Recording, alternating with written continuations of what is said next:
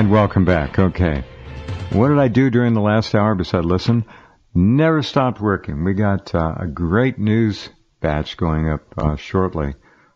Great in terms of diversity, I hate that word. Shouldn't use that. Kind of like sustainability. It's a varied and wide-ranging survey of what's going on out there. Here's the big story. Today, October 1st. And I remember talking to Gary Holland about this 3 years ago when we began to cover this story out of Las Vegas. The, I think, greatest mass shooting in American history, although some say that there were others long ago that perhaps topped it. Nothing more vicious, nothing more violent, nothing more thoroughly planned than what happened in Las Vegas 3 years ago. I just scanned Fabulous Fox. Not a word about Las Vegas. Let's just go a quick look at CNN. Ooh, big story. Chris Wallace blames Trump for chaotic debate. Darkest of days. Chrissy Teigen, is that how you pronounce it? Whatever. Loses baby after pregnancy complications. That's the number. These are the two top stories there. The third one on the Communist News Network is Hope Hicks tests positive for coronavirus. One of Trump's top aides and consultants, she traveled with him to Cleveland on Tuesday. Of course, Donald is somehow immune to it. It's really bad out there. These are the top three stories in the entire known universe. Never mind what happened in Las Vegas. I'll never forget when those stories began rolling in. The first few, 2 dead, and then 6 dead, and 10 maybe dead, and it took a while to get a picture. But I want to say that in all the years I've done this program, and the website, and the program's in its 27th year of service, and the website is 25, I have never been more proud of the material that appeared on the program and on the website.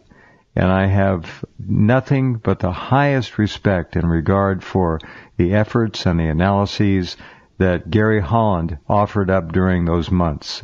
He was extraordinary. He lives in Las Vegas. His knowledge of the town is multi-layered and multi-leveled. And one of the first things that Gary brought forward that is now just beginning to be talked about, I'm going to play one video here shortly, is that October 1st was not just an attack at that Harvest Country Western Festival. It was a city-wide coordinated attack with gunmen and shooters and God knows what else hitting a number of hotels. This whole thing about Paddock being the lone gunman is even more outrageous than saying Lee Harvey Oswald was the lone gunman that killed John Kennedy and robbed us of our last chance in this country. No, this was an incredibly diverse project that was carried out by dozens, maybe ultimately hundreds of people when you can consider the planners. The shooting occurred from not only high up in the Mandalay Bay Hotel, not from Paddock's room. The first police in there cleared the room and said, no broken windows. The windows that you saw in the pictures the next day were broken out after the shooting was long over. Okay? Understand that. The bullets came from all directions. They entered people from angles. They entered people from straight horizontal. And God knows what other angles they entered as well. No autopsies were ever released to show ballistics. Nothing like that was shared with the public. We were treated like morons. And the media was only too happy to play along with it. Gary Holland is back with us tonight, this second hour, and what we're going to do is talk about this a little bit. 3 years ago, not a damned word in the so-called alternative mainstream media. Nothing. Gary, welcome back. Good evening, Jeff. How's it going this evening? Well, I'm disgusted. Yeah. Yeah, if you remember, so to this day, 3 years later, we have never received one forensic report put out on this shooting. Meaning, not the forensics, the fake stuff they put out of from Paddock's room, them silly photos. Remember the silly photos where they had a few shell casings thrown around. Of course, no burn marks in the rugs when you've had. First of all, the amount of rounds, if you remember right, they said he shot off over 1,000, wasn't it? That carpet would have been filled. Yes, way over 1,000. We're talking. I think it was like between 1,000 and 5,000 rounds. Boy, were they hot! They would have left burn marks on the carpet, but there were no broken windows in the room, according to the police. No. That's the funny part. It looked like a stage set, is what it looked like. Yes. And I analyzed those pictures at great length, showing quite clearly that what Gary just said, there were not nearly enough shell casings at the alleged points that he was shooting out the non-broken windows.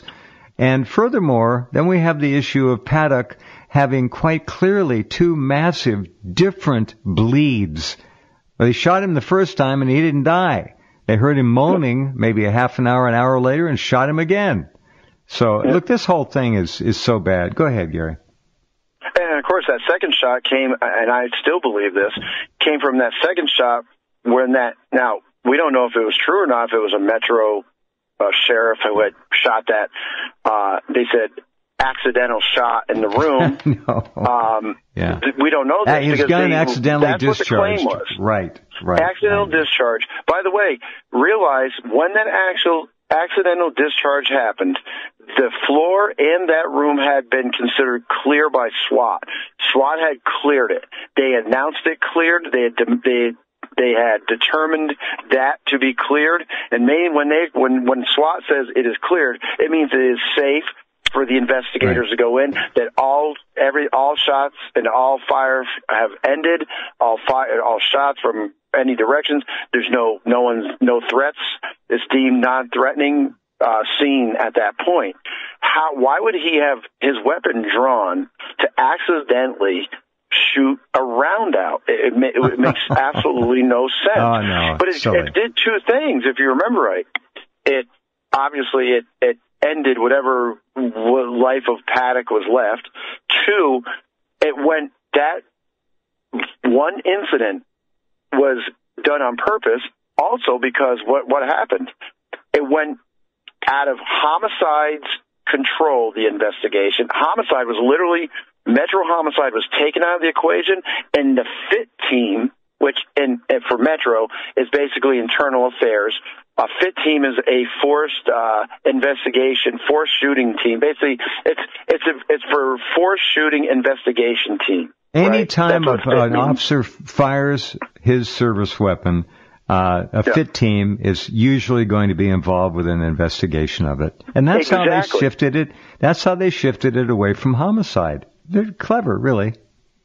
Oh, they did, and that FIT team should never have been involved in the homicide of 58 people, the attempted homicide of close to 1,000, right? FIT team should have no part in that at all. That should have been all handled by homicide. They should have maybe investigated why that officer had that accidental discharge, right? But he didn't.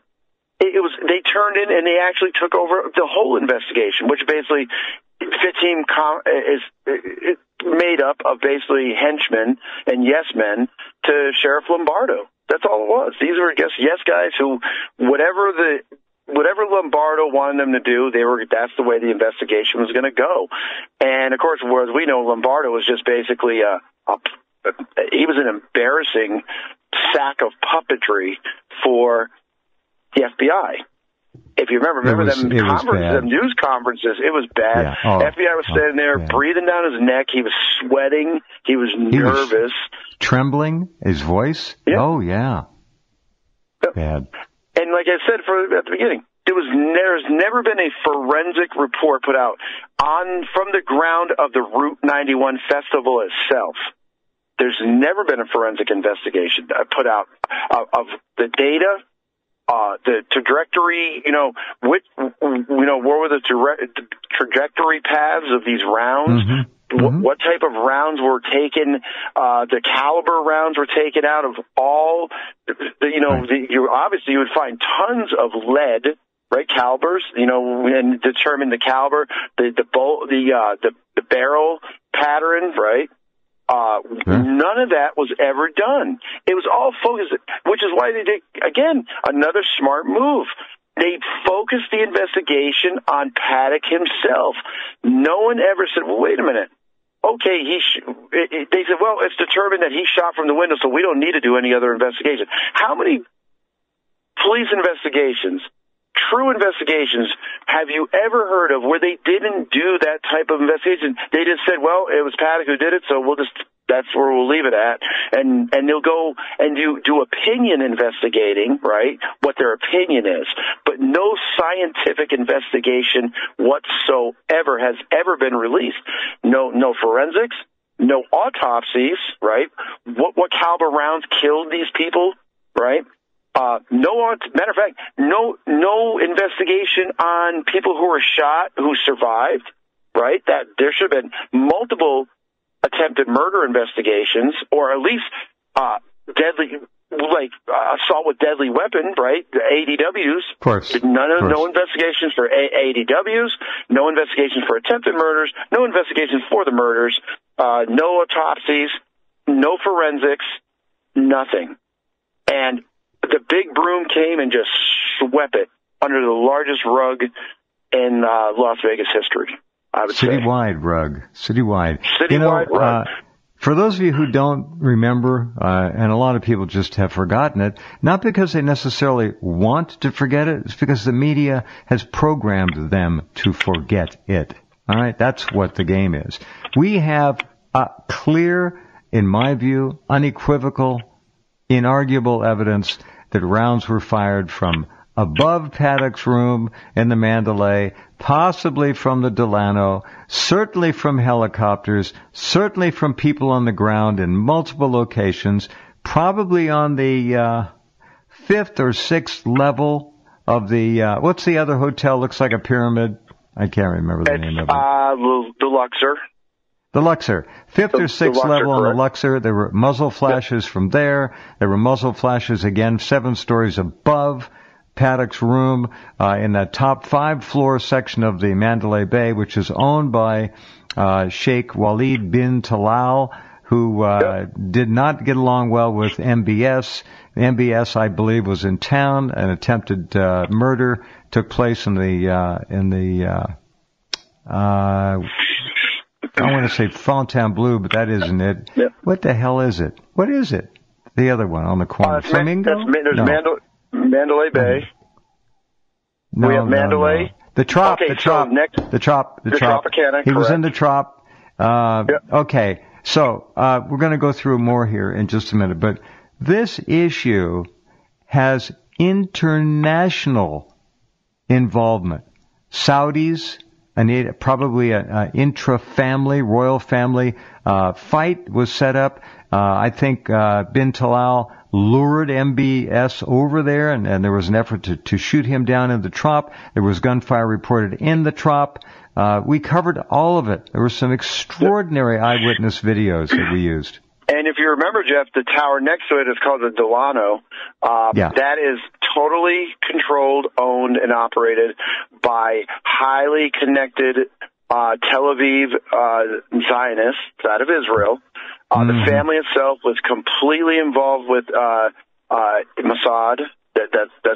Matter of fact, there was, I think, the father of the owner of that property, or the major shareholder of that property, was given awards by the IDF. He was the IDF supporter of the year, or whatever. They're one of the highest awards that IDF could give to a retired IDF civilian. So, at the point, basically civilian at this, or veteran from IDF, was given to the father of the owner of the Delano at the time.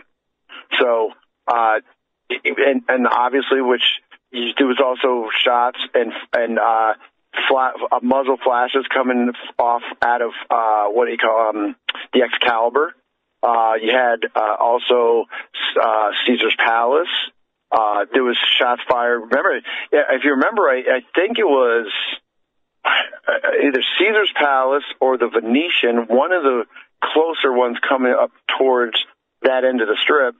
Remember, there was shots fired in the casino where that lady, tourist lady, said they were at the cash cage and they were ducking. There was rounds taken out of the walls, out of the casino. I think either the buffet or one of the restaurants in there. Matter of fact, one of the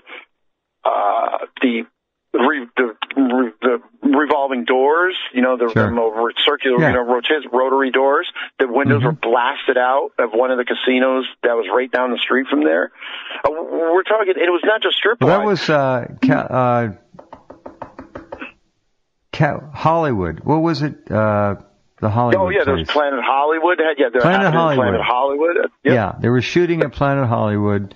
Bellagio, eyewitnesses to both. Yep. Look, this was an attack, and Caesars also. Was a report of gunfire in Caesars. Yeah, Caesars. Yep. Hooters, certainly the Tropicana. So there's 5 right there. The Mandalay Bay 6, and there were reports of others as well. And if you remember as people were running away, now we're talking down Tropicana, which would be eastbound on Tropicana. That's where Hooters. So you would be. Tropicana and Las Vegas Boulevard, you have the Tropicana Hotel. A little bit farther east of the Tropicana, going down Tropicana Avenue, you have Hooters Hotel. As people were running towards Hooters on Tropicana, there was numerous reports of 3 or 4 SUVs with what they said dark-complected men and women were part of La Raza, were of Spanish descent, of Hispanic descent, or Latino descent, whatever you want to call it, were speeding down the road in them SUVs and shooting at people even from there, because there were reports of that. They were the ones, by the way, I think were part of the shoot. It wouldn't have been the primary kill team that was on the ground at the festival itself. They were, I think, support, and they were secondary, and they were the ones I think were in probably partial crew that was either inside the Tropicana, more than likely they were part of that Tropicana shooting crew. Because you remember, right, that kid with his girlfriend who did that video within an hour after the shooting. You remember they were visibly, obviously shaken. He was the one who told the whole. It was one of the best eyewitnesses. Yeah, I've never seen a better one. Inside the Tropicana. I think the SUVs. Tropicana. Yes, inside the Trop. Outside the on the road, the SUVs. I don't know how many reports of shooting we got from that, but that would be a diversionary thing, a misdirection thing. I think, just to keep everybody freaked out. But the media and the sheriffs were able to shut down all the other reports. They cleaned up the broken glass at Bellagio. They had it in the morning. It looked like nothing had happened. Same with Planet Hollywood. Same with the other locations. Gone. Clean up. Done. Yep. And remember, right, there was a couple of 911 calls. At the initial, by the way, when the initial news reports coming out within an hour or two, especially on the local news here, they were saying multiple shots had been fired at incoming police cruisers as they were coming down the Strip, right, towards Mandalay, right? They were taken on fire from multiple locations. It was basically a shooting gallery as they were coming down. And I think there was, of course, I'd say 90% to 99% of these videos on YouTube were scrubbed. But there was even, if we remember right, there was a couple of videos where they showed the police cars, home videos, where you could hear fires being shot at them even. So, and we had that going on at the same time with multiple reports that off-strip, multiple casinos around the city were reporting shots fired. Right. So this was a citywide event, and it's, They were trying to keep the police confused, misdirection, keep the media confused. But they didn't count on the fact that the media lid would come down so quickly that these other reports, even though there were eyewitnesses all over the internet on video, it didn't make traction in the mainstream Zionist press. It's not hard to do. They just shut it down. That was the amazing part to me. This whole thing was a huge event, and they tried to whittle it down to one puny 67-year-old or 64-year-old guy who was able to shoot out of his windows over 1,000 rounds, and yet when the police got in there and saw his dead body on the ground, not quite dead, they said there were no windows broken. Cops aren't stupid. The first thing they do is check the windows for sniper locations. This is all a big known deal. Shooting hundreds of people. I still think, and I think you, Gary, were the first person to propose that. I didn't think about it, but I suspect that death rate figure of 58 is very conservative. I think it could easily be 100. Yeah. It was much higher than that. We knew that. And also, if you remember right, when it came to that death count, we weren't even getting accurate counts from the coroner's office. The coroner's office kept playing these weird games where they were giving these weird numbers out, and then they said, well, we ain't going to have a count until a certain date, and then they kept changing up, and they just program for any length of time. Todd, hold the commercial. I'm going to keep going here. I'm going to get through. This is very important. Thank you. Go ahead, Gary. Yeah, the coroner gave us nothing. The coroner's office was another bozo part of the Clark County governmental system.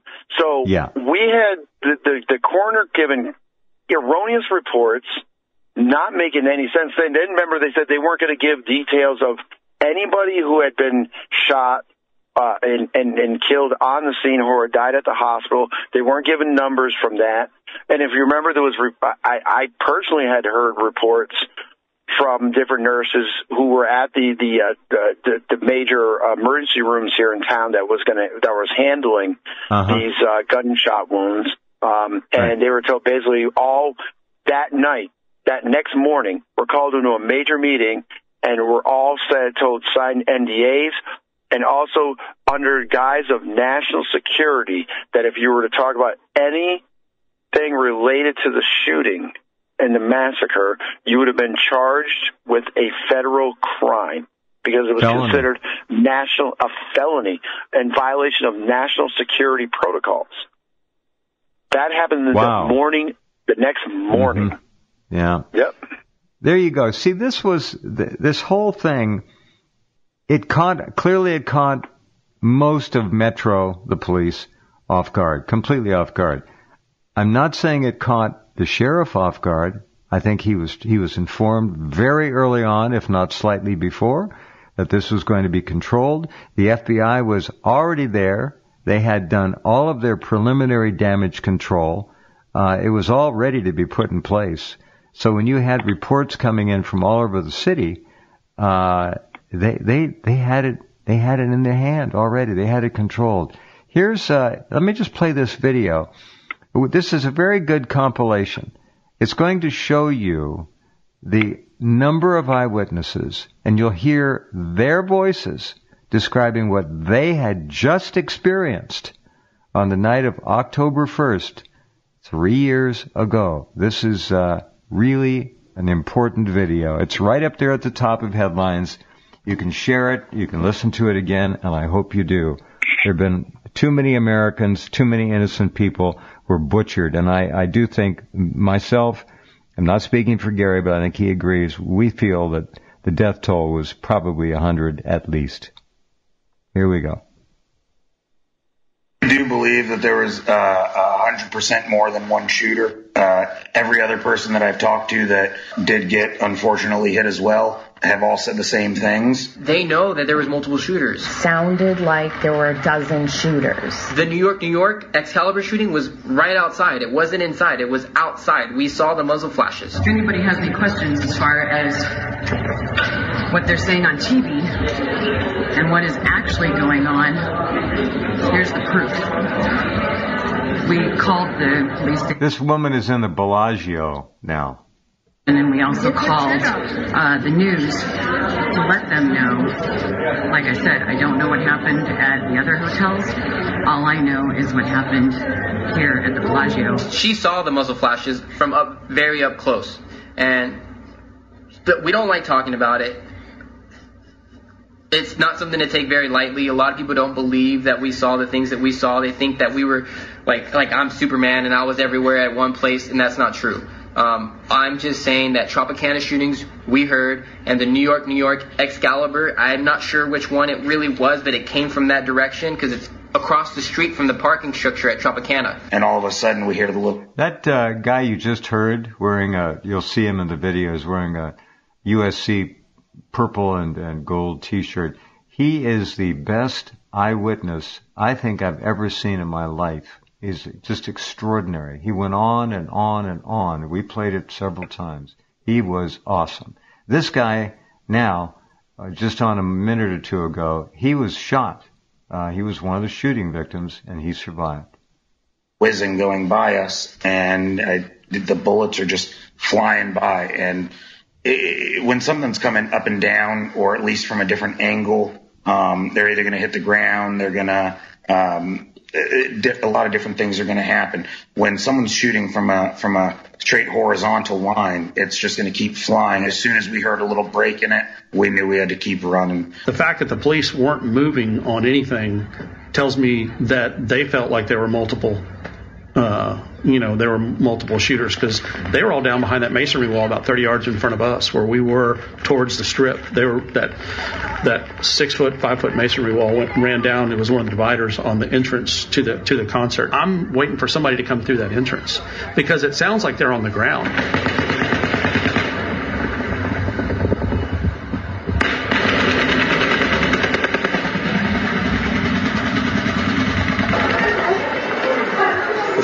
Crazy. There's a shooter in Planet Hollywood right now. And after much debate, I've decided to make this video. This woman was a guest in the Planet Hollywood, where there were gunfire reports. She heard them, others heard them as well. The reason why I'm making this video is to give everyone my eyewitness account of what happened down at Planet Hollywood. We heard the gunfires approaching where we were. They just started getting closer and closer and louder. And I knew we were getting gunshots that were closer to us than where they originally started. And that's when we knew we had to run. All I know is that the bursts of shots were very quick and they didn't last long. They were not 15 seconds long like the Mandalay Bay shooter was. They were very short bursts. And it was almost as if they just wanted to get a few shots in and then quickly get out. Now it sounds like it's coming from farther away. I hear gunfire over the sound of the casino, which is, a lot of bells. Planet Hollywood again, this one. This was because machines going off or whatever. There was music playing and people talking. So it was, an elevated amount of noise in the casino, and yet I still heard these gunshots. We heard shots coming from like Hooters, MGM area over there. There were shots coming from over there, and there were shots going from Mandalay Bay. Oh my God. More gunfire, much closer. I would estimate it had to be within a half block of where I was.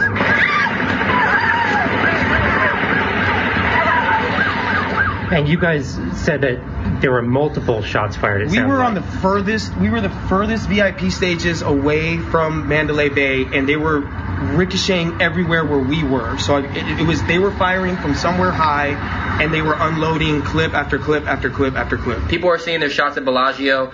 I wasn't there, I can't tell you, but I was at Tropicana, and I did hear those shots, and we ran out to the day pool area, and we hid in the cabanas for 30 minutes. So there's a shooter, you believe? Multiple shooters. Multiple shooters. It has to be. The thing that's really shocking to me is that there are hundreds, if not thousands of us who know it. There was also shooting going on inside of the Mandalay Bay.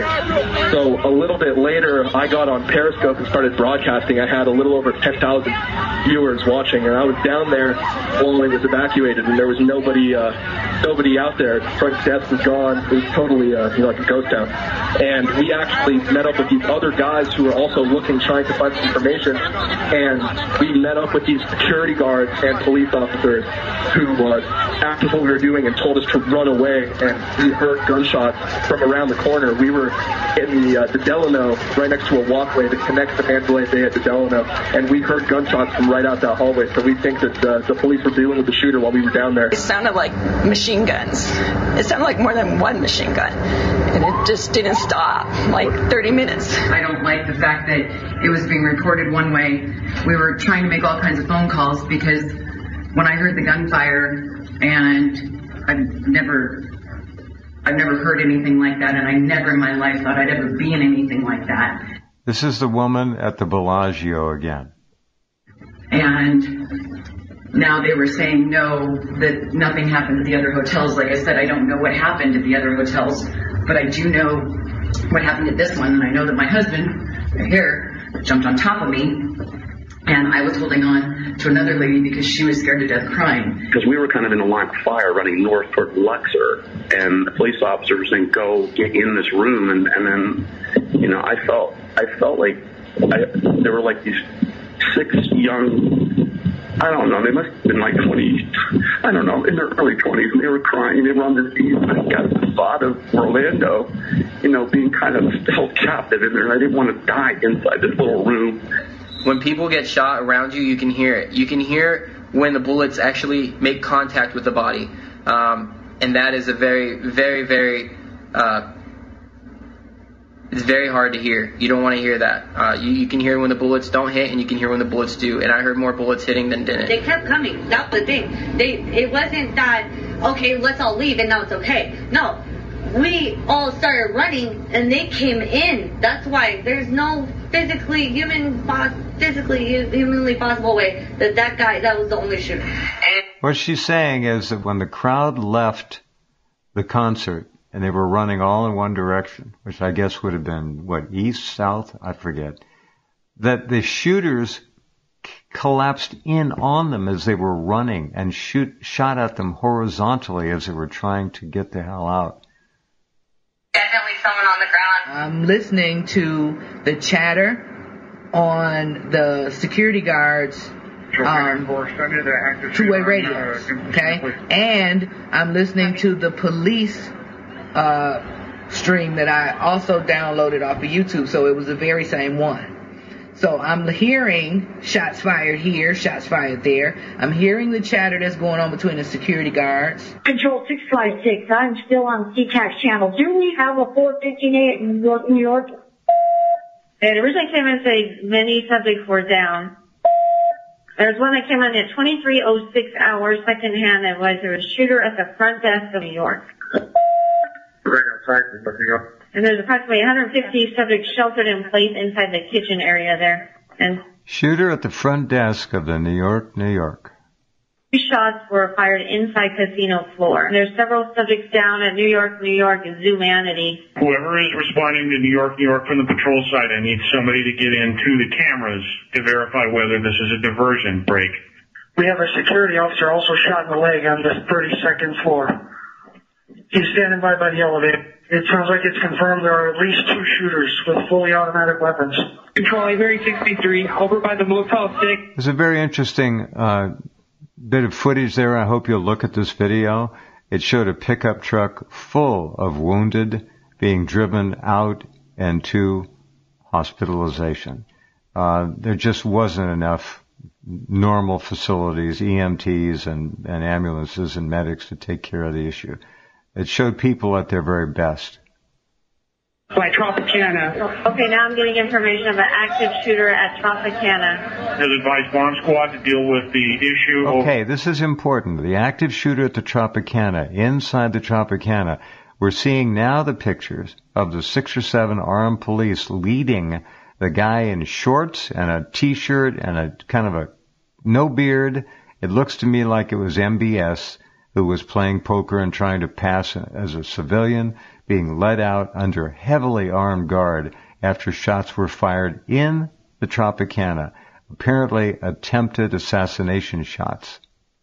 there at Luxor, reference the 445 device, and I've got FBI SWAT, Henderson SWAT, and North Las Vegas SWAT en route to our staging area. It is be advised now there's an active shooter at the Tropicana, active shooter at Tropicana. And there were 3 bursts. 3 bursts inside the Tropicana casino. People who were there inside will tell you that there was that, and that happened, and it was confirmed via those people that were in there. The hotel is on lockdown. And I know, like I said, I couldn't get close enough to film the front doors. Bellagio again. With all the glass and everything all over, but I'm sure that's why they're not letting anybody out, because of the bullets that were probably in the lobby and the glass that was all over. So I hope this helped to clear some stuff up for people, just in case you might want to know what's really going on here. And I hope that the news does get it straight. When people are saying that there's no proof that these other shots fired happened, I say BS, because I heard panicked people on the phone trying to instruct their loved ones to just stay cool or run or do whatever, and everybody who was talking sincerely knew or thought they knew that their lives were potentially in danger. Yeah, I was just asking if you guys are discounting rooms, because none of us could really get there, and most of us didn't really sleep because of all the gunfire and all the happenings here last night. And she looked right at us and she said, there was no gunfire outside the Bellagio Hotel last night. Just like that. It's scary. Isn't it like the Twilight Zone? That is chilling. There you go. All right, that's the first video, and it's right up at the top, and you'll listen to it. It goes into a commercial segment now, but that was the end of the actual coverage of the massacre itself.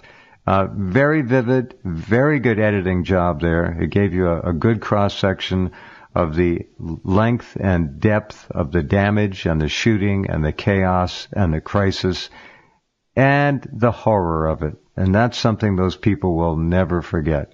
Gary? I think, I might be wrong in this, but I don't think I am. I think we were the first to analyze them videos coming from the home videos from on the ground, where we had seen them shadowy figures. Right.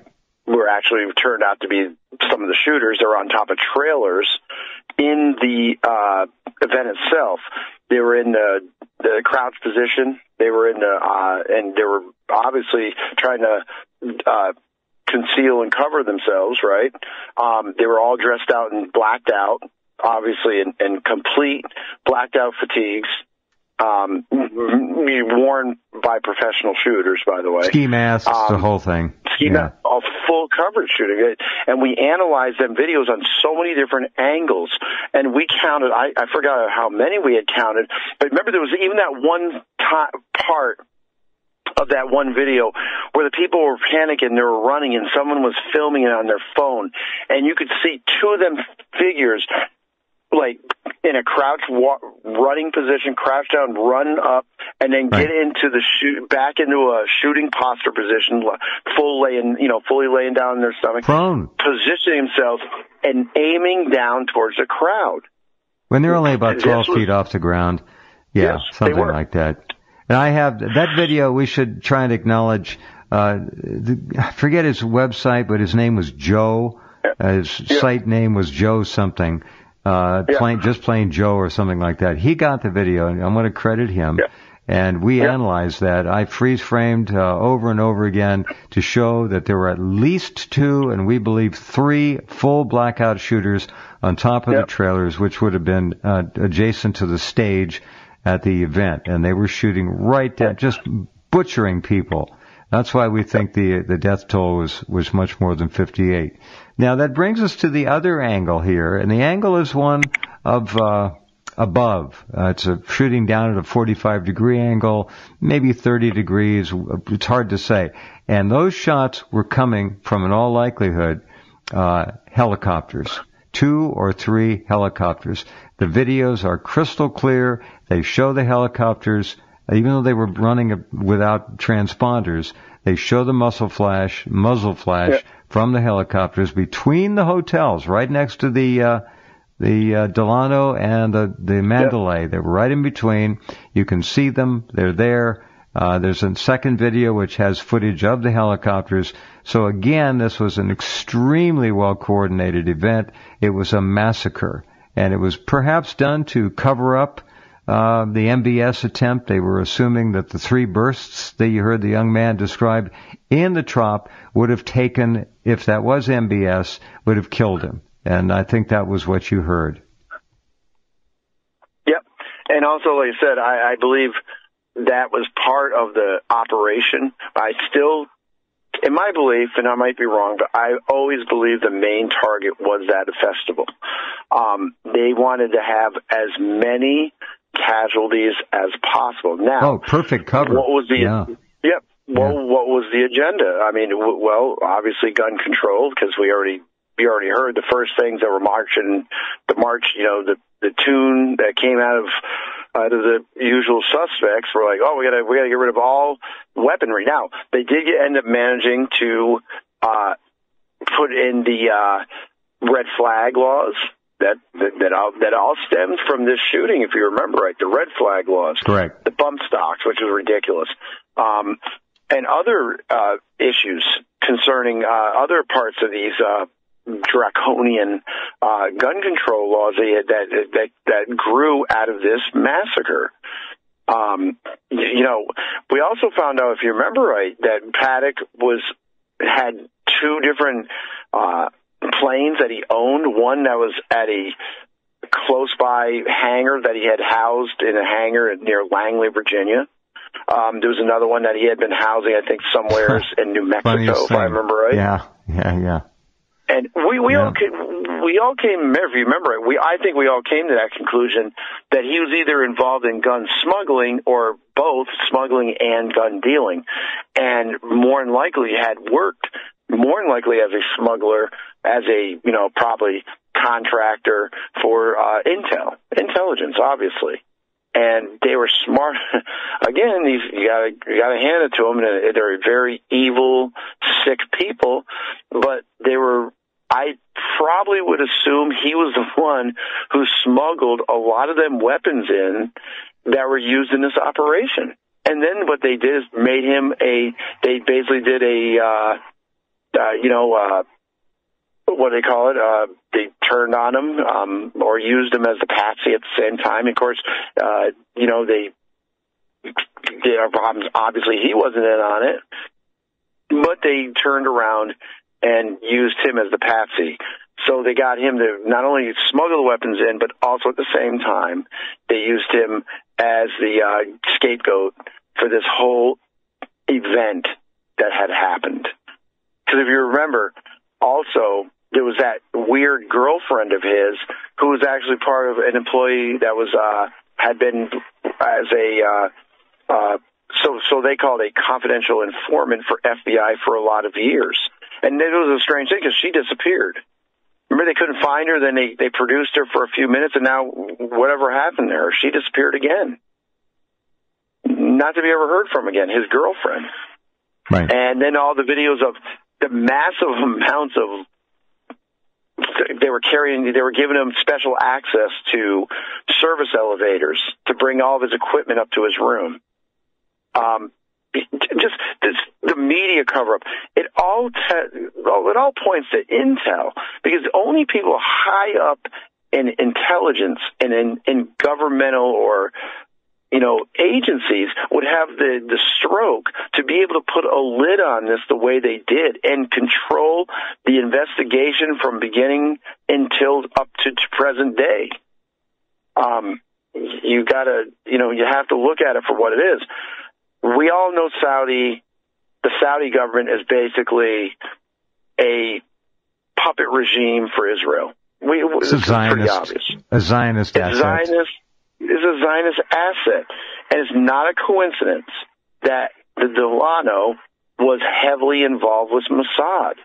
And this operation went so smoothly that you had the operation, the propaganda afterwards, the cover-up, the media, like barking, like good dogs, just fell in line, just, parroted and barked the company line and the Sure. CIA line and the government line. There was no investigation whatsoever. Outside of this site, Rense, can you name a handful of other sites that did such a thorough examination of all the evidentiary material that was out there than Rense? I can't. And I'm not because I'm tooting your horn or giving each other slaps on the back and data boys, but I cannot find anywheres at that time, even up to present day, that there was just thorough investigating. It was more than just me on, by the way. You had other quality guests on who said it was impossible. The amount of rounds that were shot off, an AR-15 from that far away would never have been able. We're talking almost 1,000 feet away to be able to do the damage that they said. It wouldn't matter if a round could even reach that far at all. We had numerous reports. If you remember the reports also that first floor where that taxi driver was at the bottom floor at the taxi staging area at Mandalay, and you could hear a loud, and we're talking a very loud automatic weapon going off, and there was you were talking maybe 30, 40 feet above that person's head. There was no way it would have been coming that loud out of Paddock's room, and that close sounding. So Gary, former U.S. Marine, 2 tours in the Middle East, he knows what he's talking about. Here's just a little bit more of the second video up there that I want you to hear. Give you an idea. It talks a little bit about the Mandalay, the alleged shooter, Paddock, his room, and what was really going on in terms of helicopters. In one video, we see what looks like a weapon firing from a window 6 floors above Paddock's room in the Four Seasons, which is owned by Bill Gates and Saudi Prince Al Walid bin Talal. Gates again. There also appears to be muzzle flashes coming from the sky on both sides of the Mandalay Bay, precisely where flight radar places 3 helicopters that turned off their transponders minutes before the shooting began, while hovering in position overlooking the Route 91 Harvest Festival. He's flying in a helicopter. Do you think he's in a helicopter? Yes, not a doubt in my mind that there was shooting coming from the helicopter. In room 32-135, Paddock's hard drive was suspiciously missing from his laptop. There were several pairs of gloves, mobile phones, and multiple hotel room keys used just 30 minutes before the shooting, including smart keys available only to hotel staff. At first, police said they witnessed Paddock kill himself, and then they claimed they found him dead after the breach. And for some unknown reason, his time of death was marked at noon the following day. Mandalay Bay security guard Jesus Campos was supposedly shot in the leg by Paddock 6 minutes before he began his attack. And yet, it took law enforcement 72 minutes to get into Paddock's hotel room. Body cam footage shows a hotel security guard directing police to the 32nd floor. 32? Yeah, 32. Okay, you can take a look at this and study it in more detail. Don't forget about all these people who were massacred. It's a great loss to everybody, and it was, in a way, a harbinger of the coronavirus pandemic. When you think about it, we had 9/11, and we had this. I'm not saying they're all tied together, but they certainly do help to enhance the horror and terror of each subsequent event, which gets worse and worse. There's a picture of Campos in here, who's probably pushing up cactus somewhere in Mexico now. He's standing around. He's not shot. He's fine. Anyhow, he vanished. Remember that? And then he was brought back to appear on the Ellen Show, which is owned by who? MGM, the Mandalay Bay owners. Go ahead, Gary. Yeah, because remember, Ellen was in a major contract for slot machines that were in her name. That's right. And MGM was in contract with her with other promotional considerations.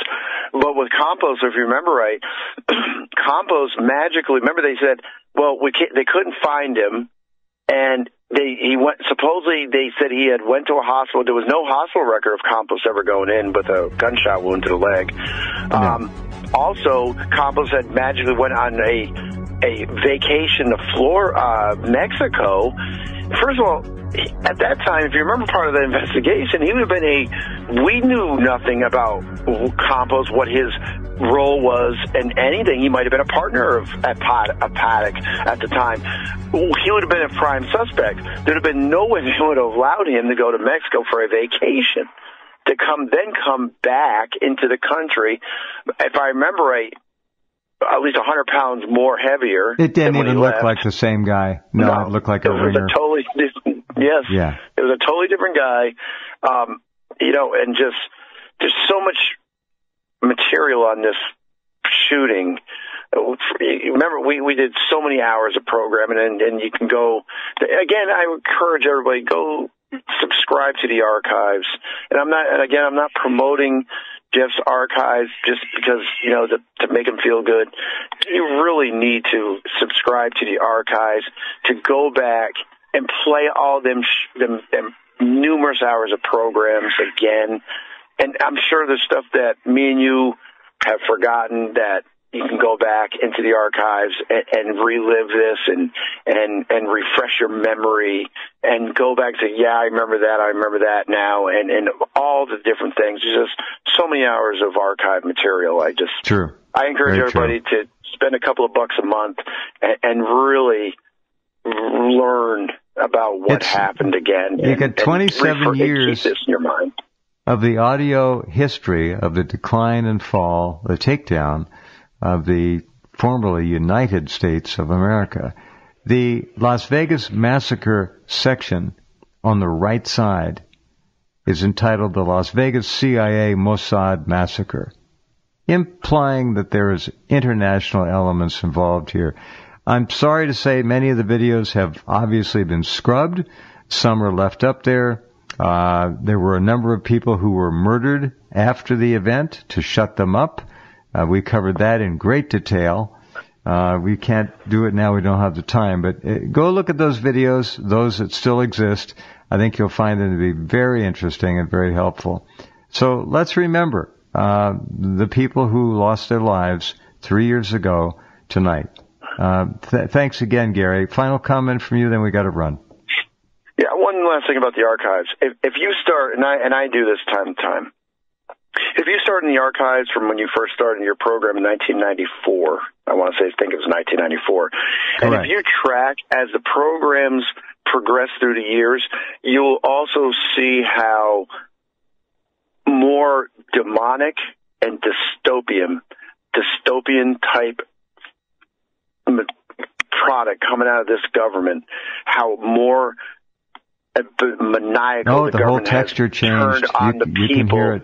since 1994. You could just track, and as the events in history were discussed on the program, how that the events became more demonic and more disgusting and more horrifying to where we're at right now today in 2020. Yep. It is. Indeed.